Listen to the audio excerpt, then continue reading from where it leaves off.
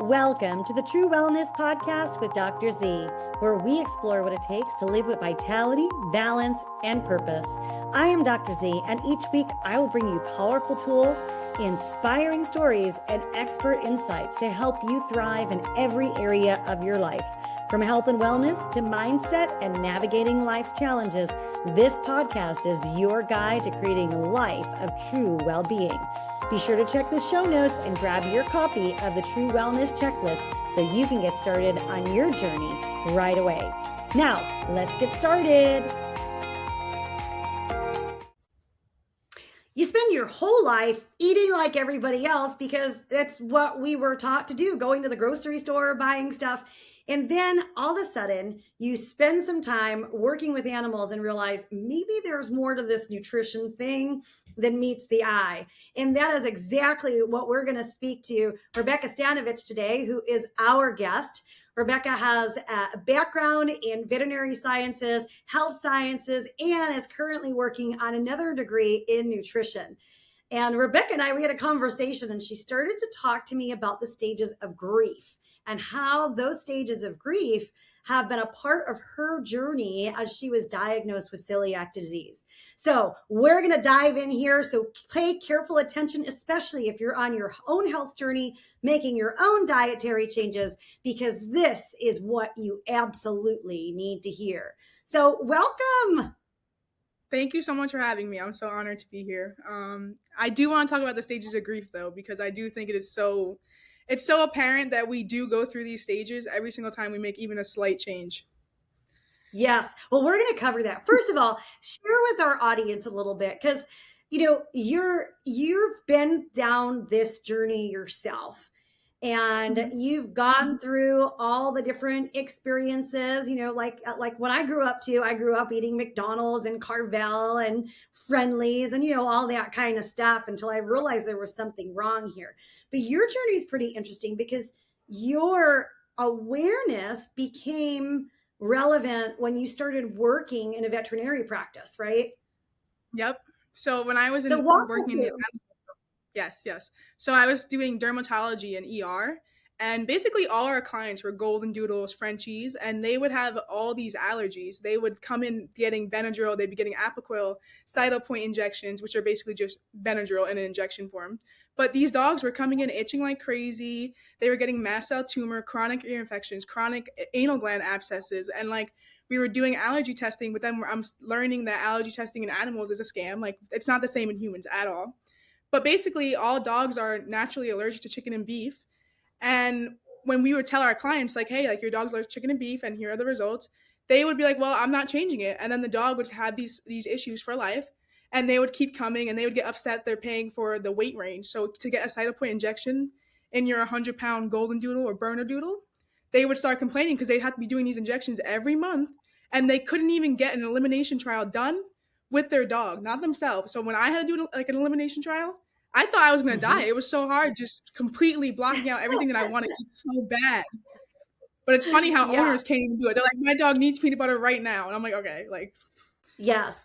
Well, it's hard, right? Like making dietary changes, it becomes difficult. But I think, you know, what was really great about your jumping off point is you were like, okay, so I'm recognizing that this is happening with a dog. And I know all of our audience is now thinking, oh my gosh, I feed my dog chicken and beef. They're like, okay, Rebecca, what should I be feeding my dog if it's not chicken and beef? So I'll let you answer that first, and then we'll go on. Technically, you should be feeding them rabbit. Okay, like that's the only thing that's like drilled into my head. Rabbit, salmon is better. You want to get your DHAs up so you can get your dog some fish oils. Like your dog needs protein, and people be like, my dog's on a vegetarian diet, like vegetarian, and I'm like, wait, what do you mean? Like your dog needs to eat. Like people come into me, they're like farmer's dog, and farmer's dog is killing dogs. Like it's crazy. All these brands that are made up, and it's like farm fresh from cooked from the table, and you're looking at it, it's like that's not even a meal, you know? Yeah. But they try to advertise pet food like for us. Yes. Isn't it funny? It's like we've got the regular food industry for human beings, and then you've got the food industry for pets, and they're both equally as messed up. And they're not unregulated. Like they will literally blend up metal and put in your dog's food, your dry food. You know, people find weird parts in their food all the time. That's crazy. So, okay, so let's go back. Let's go back to the humans because I know that there are lots of humans listening, and I know we're going to get questions in our show notes about, oh my gosh, what should I do for my dog now that we've talked about dogs? But so you started on this journey, you realized that, okay, these animals were directly being impacted by their diet. And how did you kind of make that leap from what was happening with the dogs to yourself? I was just always like, I knew something was wrong. Like everyone thought I was a hypochondriac because I was always going to the doctors and no one knew what was wrong with me. I did so much blood work and they're like, oh, you're anemic, you're iron deficient. It's because you're a woman, you're menstruating. Like it's all these things. And then come to find out at 23, I get diagnosed with celiac disease after years of my whole life just eating whatever was served to me, you know? And it's just crazy Yeah. because I'd wake up every morning super fatigued, like so tired. And people would be like, you're too young to be tired. And it's true. I should not be feeling like that, you know? Yeah, that's so interesting. I know because we often take for granted the way that we're actually feeling. And one of the things that I talk about a lot with the body led movement is that, it's really about we've got to learn to get back to tuning back into our body, understanding all these signs and signals that our body is giving us. And every single one of those symptoms is like a red flag from your body saying, hey, this is what's going on, pay attention to me, we got to talk about this, I need you to see me. And so Yeah. we sometimes disconnect from that. So here you are, you're waking up every morning, you're feeling tired, you have no energy, it's kind of being pushed off. Like maybe you're a lazy teenager or a lazy young adult, but meanwhile, you're like, no, I can't move, Yeah. I don't feel good. Right. And then Yeah. maybe you're going off in your head and now your brain is like, is there something wrong with me? Why am I like this? Why am I like, all of that stuff comes to fruition, but we disregard maybe how it is that our habits, our lifestyle, our food impacts that. And it Yeah. sounds like you caught that on. And I definitely learned that like people don't even know like when their stomach is truly growling. Like sometimes it's just peristalsis and they're like, oh, I'm hungry. Like people don't even know the actual signs of being hungry at this point. But then they also sometimes will be like pre-diabetes and they are just like lacking with the leptin. Like, you know what I mean? Like ghrelin hormone, like they're just going through it. And there's Yes. just so many cues that we miss on our own body. And it's just crazy. Like you think you know yourself and you know it all and you really don't. Right. And I mean, in this world, in all fairness, right, for all of us, it's like this is the way we grew up. These are the things you walk into the grocery store and that's what's available in the grocery store. So you're like, okay, well, it must be okay for me. And And then that's all of a exactly sudden, what the thing is. Yep. yeah, yeah. And then you Because get you're smacked reading with these this labels and you're seeing organic, but then like, is it really organic? Because they usually just do it for promotion. And then it's like yeah. maybe they think the product line is organic, but really just that one item was. The rest of the product line is not. Yeah, exactly. Exactly. So let's dive in a little bit to your journey because I think a lot of our listeners are probably in a space where they've had to make some eliminations in their diet, where they're recognizing, like, oh my gosh, maybe I need to make some dietary changes. And it is scary in some respects. It feels difficult, it's hard, it's scary. What was your journey like? When I got diagnosed, I genuinely thought it was the end of my life. Like I thought my world was over. I was like, I can't eat pasta anymore. Like I genuinely thought like because I was so sheltered growing up, like the only options I thought were to eat were pizza, pasta, like bagel, like legit, like there was no whole meals in my house. Like there was no like we had like a carb and then we had like a vegetable and a fruit. Like there was no options like that. Like it was only grab and go snacks. And then if we ate at a restaurant. Like it was just never anything at home. And like it's crazy how you learn like these eating habits or like I don't even eat at the same time every day now. And it's so hard forcing myself to eat breakfast after years of just constantly like wake up and go to school. Like that's it. And when you're at school, you'll eat lunch. Like Yes. Yes. Well, and I think what you're pointing at is how we get stuck into these different patterns. And when we're in a pattern, like it's hard to break out of it. It's like literally, it's like the rut in the road. The road's been, gone over so many times that to actually move to a different pathway becomes a little bit challenging, right? And and we go it's through all all about the different convenience. emotions. Yep. Say that And when again. you have celiac disease, it's all about convenience. So when you have celiac disease, that changes everything. Everything is inconvenient. You can't go to a gas station and just get a snack. There's no vending machine that you can necessarily trust because you can't even. So that's what I hate about vending machines too. Because I'll be looking at the label. I'm like, is it gluten free? I'll be trying so hard to see an ingredient, and then I gotta go back to Google, and I'm like, I just can't even confirm this information if it is or not, and then I just give Yeah. up. But it's just so hard because you have to worry about cross contamination. So even if I'm cooking at home, I can't just use the butter or the mayo that someone dipped the knife into. I have to get a squeeze bottle mayo. I have to get squeeze bottle sour cream. It's just so, it changes your life completely. If I want to have a peanut butter and jelly, I need to go buy my own peanut butter and jelly because I cannot confirm that it is gluten free. I literally just can't. Yes, yes. Well, let's talk about that because you and we started to have a discussion around the stages of grief. And I think that that's a really unique conversation because we don't always associate having to eliminate or remove a food, or even if someone is listening, they're not removing a food permanently, but they're trying to go through an elimination period, or they're trying to make dietary changes to be better with their health. Maybe they're trying to eliminate sugar, right? So And that's the hardest.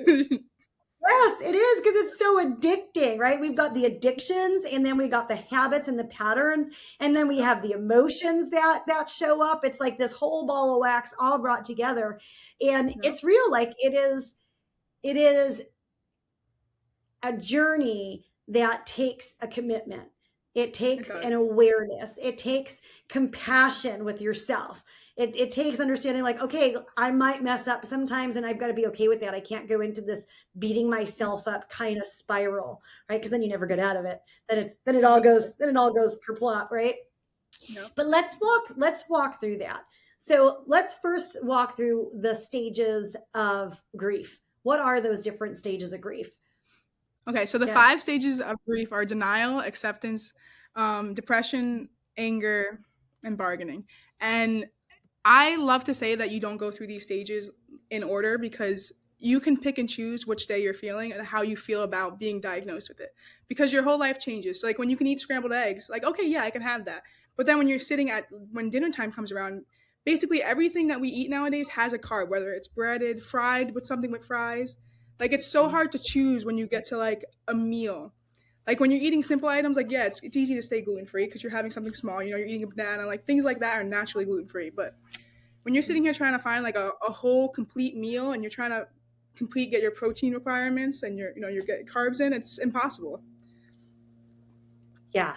So we go through so let's go through them. So I love what you're saying. So it's not so yeah, these are the 5 stages, right?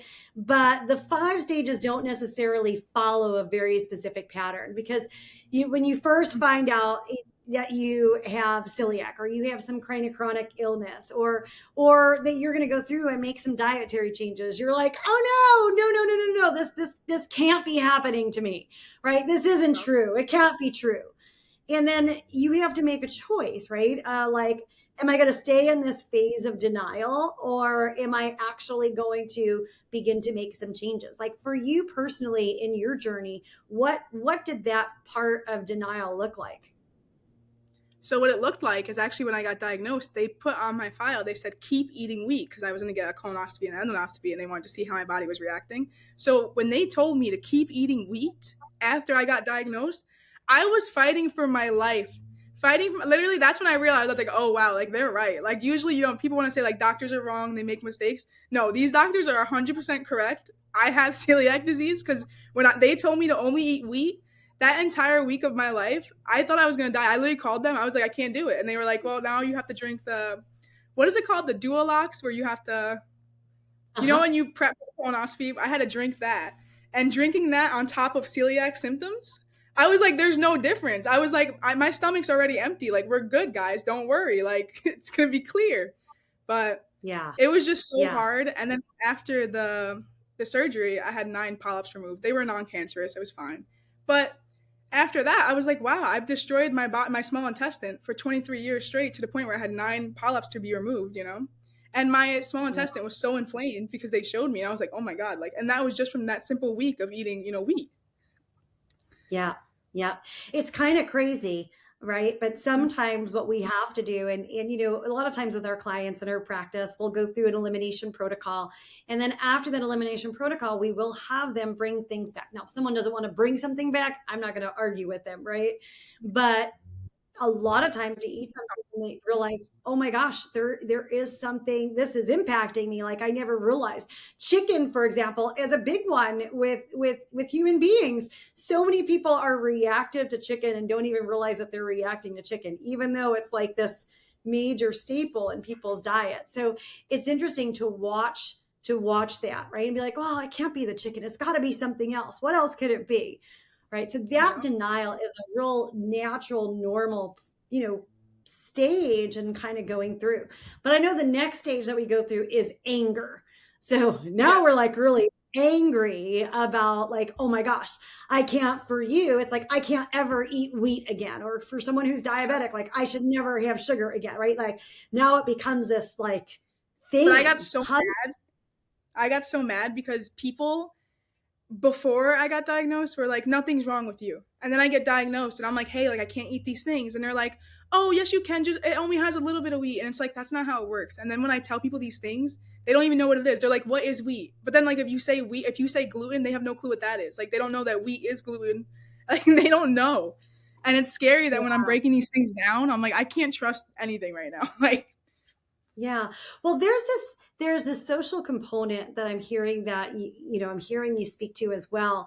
And that is a thing, right? Because people who are around us, they're used to us living, eating, doing things a certain way, and we make changes. It kind of, changes things for them also. Mm-hmm. And then there's the other piece that I hear, like, you're not just angry about the changes that you have to make, but there's like this anger around people not understanding the changes that you have to make or why you're making them, or even supporting you in those changes, right? Like they think that they're supporting you by like, oh, you can just have a little, but you're like, no, that's really not supporting me. And I really try to explain to you, I'm like, it's not even like an allergen. Because if it was an allergen, like I would easily take an EpiPen every single time I ate a bagel. I would instantly do it. I'd be like, this is fine. I'd live my life like that. But I was like, this is going to legit make me infertile. I could die younger than usual. It's just going to lead to cancers. And like, if you think about the impact of ignoring celiac disease, it's so much more serious than if I were to just, and I can live a totally healthy life now that I know this information. Now that I know this information, I can eat all the foods, I can get all my vitamins and my levels where they need to be, and I don't have to be in this constant deficit. Because before I got diagnosed, they were like, we don't know what's wrong with you. They were just like, you are always dehydrated, you're always this. And it's literally because I'm fighting for my life every day, eating like a French bread pizza, like simple things. Yeah. I think that's really interesting to point out. And, celiac disease is certainly, it is very far in the extreme, but I will say that, most people don't even realize, even if they have a gluten sensitivity, which so much of the population does, these things have a definitive impact on the body. What I love, Rebecca, is that one of the ways that we move through the stages is through education.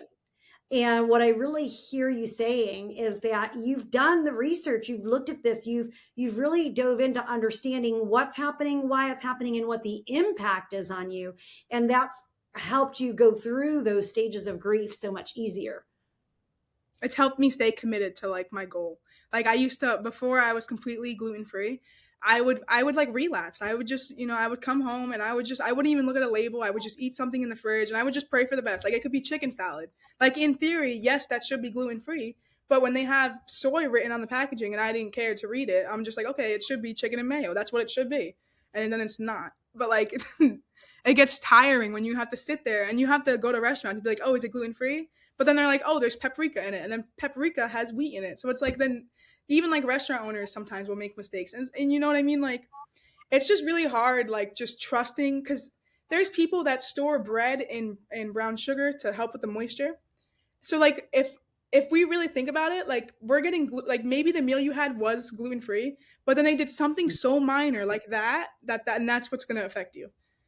So like it's hard to even pinpoint like where you got laced or where you got, you know what I mean? Like it's hard to even pinpoint, and it's hard to like explain that it goes that deep to simply every ingredient, Yes. Yes.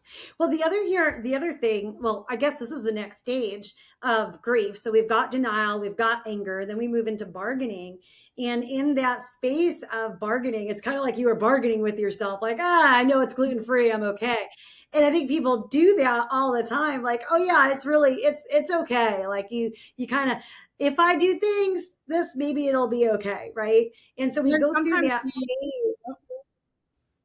but sometimes the symptoms aren't immediate. Like sometimes I can have wheat and the symptoms are immediate, like, within like that 6 hours. But sometimes I can have Yeah. wheat and then by day 5, I'm like, oh, I definitely had wheat on Monday. Like I can refer back and be like, okay, now it finally hit me.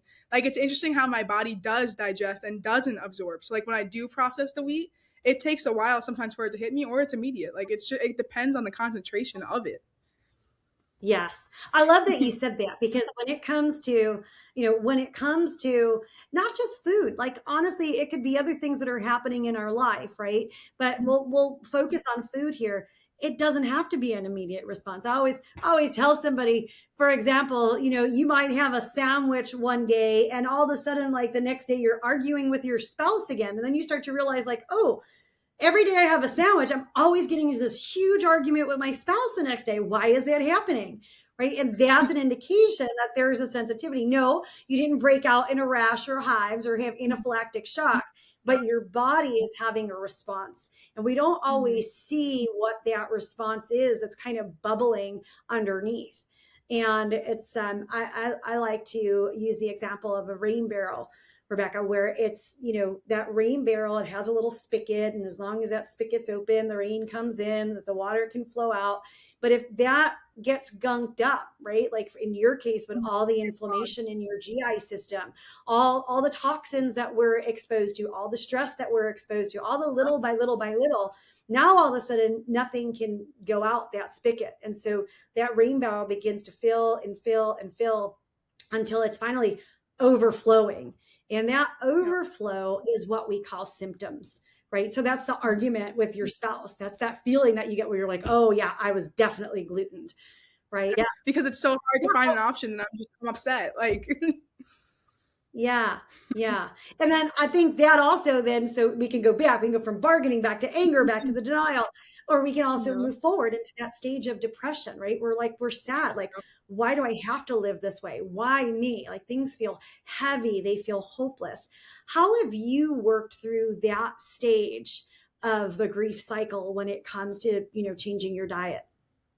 It comes back to education, like you said. So I read a book called Wheat Belly, and it was Mhm. written by a cardiologist. But when I read that wheat, even if you don't have celiac disease, does affect you, and it's really not good for you, I was like, Yeah. okay, like I started looking at I was grieving it, but I was also like, I did accept it, but then I also like go through it where I'm like, I'm doing something really good for myself. Like I am not just for the celiac, like I'm just overall being healthier. You know what I mean?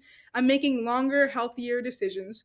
And I just don't want to feel bloated and like my stomach was rock solid. Like my whole life, like I was never like I never had rolls. Like I might have been like heavier, but I never had rolls because my stomach was always so inflamed and rock solid. I never laid on my stomach. Like I was strictly a back sleeper or my left side only. Like it was just ridiculous. Like my stomach was always hurting, and it literally affected everything. Like my mom would be like, "You have to wear jeans when you go ride the horses," and I'd be like, "I cannot wear jeans. Like jeans are not an option when I'm bloating." Like, but it really was affecting everything. So when I got enlightened on like all the benefits of really not having wheat as basically my entire diet, which it was, like my entire diet was literally like deep fried, like galore bread. Like literally, that's basically all I ate. And it's just once I learned that it's not good for me and it's just overall not it. And like I had the worst skin too. Like I used to have the worst skin of my life. Like and my hair used to be like just like I looked unhealthy. Like now when I look back at these pictures, I'm like, you could just tell I clearly had celiac disease. Like I had bags under my eyes, like dark, like literally I was just not good. Yeah. Yeah. Yeah. So that education piece was a real big player for you. Yep. Yep. Yeah. Yeah, I think the other thing too that you've alluded to is just when you actually start to make changes and you begin to stick to the changes, then you actually start to feel better. And I think that That's feeling better can certainly reinforce the whole entire cycle. And Yeah. I know the final phase of that cycle is acceptance, right? Like, okay, this is real. I need to learn how to live with it. I need to make this a part of my life. And what was that turning point for you where you kind of stopped resisting that this was what was happening and you're like, okay, this I got this. I'm gonna be honest. I was in a anatomy one, and I couldn't fight celiac disease symptoms while in a lab. So I literally, when I was in this class with Peter Smith at Suffolk Community College, I literally had to take my health seriously and lock in on school because I couldn't afford to miss an ounce of what he said in the restroom. And mind you, if I was using the restroom, I'd have to be there every 3 minutes. So I'd come back to class, immediately back to the restroom, come back, immediately back. Like it was just a constant cycle. And I just couldn't afford to expand my career with those symptoms. I couldn't even work like that. Like I was passing out at work. I was so fatigued. Like it was ridiculous. Like Yeah, I love that. So it becomes a question of, and this is human nature, right? It becomes a question of almost like you've got to see how worth it is. And sometimes you may not see the immediate worthiness of a change, but over time, as that begins to accumulate, you're like, oh my gosh, like this is a big difference. And for you, it was like, here you are, you're a young girl, you're sitting in your class, and you're like, I can't miss this. I need to be there. And so if you make the other choice, right, then there's a consequence to that. And not just a consequence of I feel bad, but there's other consequences as well. And I think that that I got is, so many benefits. I literally got skinnier, like clear skin, like literally felt better. I could wake up, like I didn't have to. I had like I would get out of the car and like because of like my anxiety of just like having to maybe use a bathroom, I'd have to instantly pee. And then when I would go pee, I'm like, oh, now I have celiac. Like it would be like an anxiety thing. Like I would go to school and then I'd be like, oh, my stomach's upset, but it was like, no, I'm fighting symptoms. Like, and that was me yeah. trying to be gluten free in the beginning because I didn't understand it completely. Like, yeah, I was like, okay, I'm eating gluten free, but then I would get like laced through like, sharing butter that someone put the butter on like real bread with. And then I would just like learning that curve, like that whole learning curve took like a whole year. Like I just genuinely couldn't even like understand that every particle was going to somehow get to my item, like of what I'm eating. Yes, yes. Now, I want to talk about, so a lot of our listeners are middle-aged women and they're kind of going through their life and they get to the point where they realize like, okay, I need to make some dietary changes. I need to make some shifts, right? And you have successfully done this at a time in your life when like all of this social pressure is there. So what words of wisdom do you have for people who are going through these changes despite all the social pressure that's there? I would say don't fall to the pressures. Like I know there's a lot of pressure when you go out with your friends. There's so many pressures. I would say don't fall victim into that. Like be your own, be a leader. You don't have to be a follower. You don't have to do what your friends are doing. Just because they're ordering appetizers, that's fine. You don't have to engage in it. It can be there. It's not like you're an addict. People. It's not like that. Like people get like offended to order bread in front of me. I'm like, no, order the garlic bread for the table. Like that's the bare minimum. Bring it out. And definitely don't be afraid of getting diagnosed because I know a lot of people they think once you get diagnosed, your life's over. And that's not true. Your life does not stop after a diagnosis. Like literally, all you're going to do is get educated and feel so much better. And your life is going to change. And don't be embarrassed too. Because think about like, I know when people are like, oh, I'm allergic to peanuts, like in high school at least, people would be like, oh, like survival of the fittest. Like maybe those people shouldn't be here. And it's like, what does that even mean? Like that's ridiculous. Like people just be saying whatever. And it's like, there should be no judgment. Like when people order like, oh, like I'm dairy free. Like when people even say that at a table, it instantly affects people. Like somehow somebody has something to say, oh, I don't eat meat. It's like, well, why don't you eat meat? It's like because I choose not to. Yes, People I always have love something that. to say. Yeah, I love that. So there's a couple things I'm hearing. So number one, you said my favorite line, which is I choose not to. So, and I think that's another big part of anybody's dietary journey and dietary changes is we can choose, we can look at it in different ways, right? We can be like, oh, I can't have that. Woe is me. So sorry for me. Or it can be like, no, hey, like I choose not to have that, which is coming from a place instead of victimhood, it's coming from a place of empowerment. So I think coming from that place of empowerment is really, really important. But the other thing that I heard you say is like, hey, everyone's going to have their opinion, everyone's going to have their thoughts. And what really matters is what your commitment is to you and yourself. And you don't have to, you're not responsible for answering to other people as to what you're choosing for yourself and your body. Right. And I think that's really pivotal. So I certainly honor and acknowledge, and, I'm so excited for you to have that courage, especially as a young person. Right. And there are even us middle-agers who are like, oh, that can be so hard. Like it almost feels like embarrassing. Like even when I have to order, like before I can order, like I have to like brace the waiter. I'm like, hey, by the way, like before I can say what I want, I just got to let them know. And it just feels like a sob story sometimes. I'm like, don't feel bad for me. It's fine. Everything's okay. Because a lot of people don't know what it is. So when I say it, they're like, a disease? A what? And I'm like, yeah, it's a chronic disease. And they're like, what? And it's like, yeah. And then I'm like, it's actually registered as a disability too, which is kind of crazy to me. Because I'm like, wow, like that's a disability too. Like, yeah, it could be. But what I love, Rebecca, is that you're not stuck in the story of that. So there's still this part of you that's learning and growing to not feel like embarrassed or shy about it. But you're still moving forward despite that feeling that's there. And the more and more you do that, the more and more you're going to be able to create this pathway really of normalcy for yourself. Like, hey, this is just the way it is. And what I encourage all of our listeners who are going through similar journeys too, and yourself, is like, hey, find the blessing. One of my greatest mentors, he always said this. He said, no matter what it is that life gets, throws at you, like, say to God, okay, thank you, God, because God just gave you something else to learn and grow from. And so it becomes a part of our journey that we can embrace, that allows us to be, someone stronger, deeper, has us continue to evolve as a human being. And yeah, discipline. It brings that discipline in. Absolutely. And I know for all of our listeners, like, your journey and what you're going through is going to benefit so many people who are listening to this and who are on that journey themselves, whether they have celiac disease or they've been diagnosed with a chronic illness, or they're just trying to make dietary changes, kind of understanding like, okay, there's like, I'm going through a little bit of a grief process here, and that grief process is completely normal. So thank you for that, because even that is in of itself a gift for every life that you're going to touch as a result of being here today, as a result of your experience. So as a result of your growth, everyone else gets to grow too.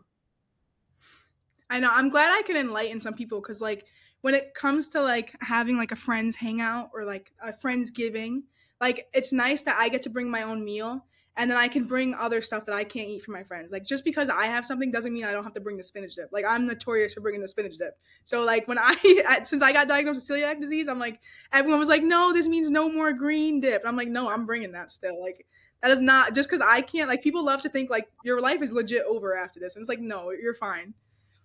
And I did like redirect all my favorites. So all my favorite foods that were my favorites prior to being celiac, like now I have a new love for Spanish food, because it's corn flour everything. So now like basically my whole diet is just Spanish food. Love it. Awesome.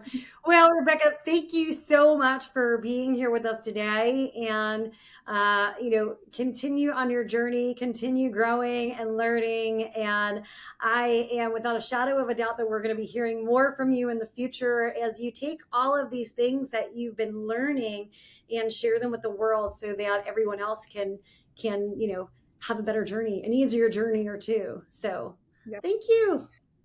Thank you so much for having me. Definitely, I really appreciate it. I do want to spread the word about all of these things, and through my research, I want to find more, like, I want to make like a wheat enzyme. Like, we have a lactose enzyme, all right? Like, we need to make a wheat enzyme so people like me can eat bagels again, Like, so I'm going to figure that out, guys. I'm going to solve that for us, but That's awesome. And we've got to fix the wheat supply to begin with. Right? Yeah, We've got to go back and correct all that we're done to wheat, which used to be bleached wheat, enriched wheat, fortified wheat, all of it.